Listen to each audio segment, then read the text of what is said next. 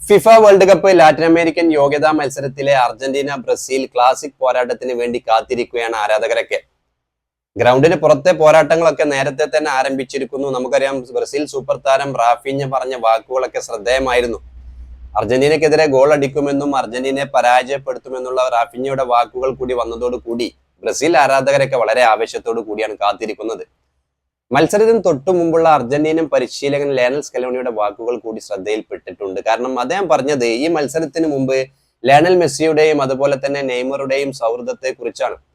ശരിക്കും ഒരു മത്സരത്തെ ലയണൽ സ്കലോണി എന്ന തന്ത്രശാലിയായ പരിശീലകൻ ഏത് രീതിയിൽ കൈകാര്യം ചെയ്യുന്നു എന്നതിന്റെ ഉത്തമ തെളിവാണിത്.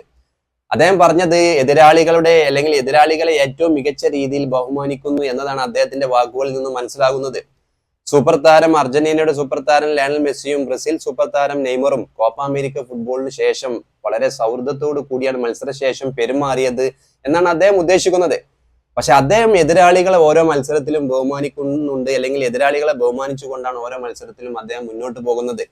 നമുക്കറിയാം, ത്രോ ലൈനിന് പുറത്ത് ഏറ്റവും കൂളായി നിൽക്കുന്ന പരിശീലകരിൽ ഒരാളാണ് തന്ത്രശാലിയായ ലയണൽ സ്കലോണി.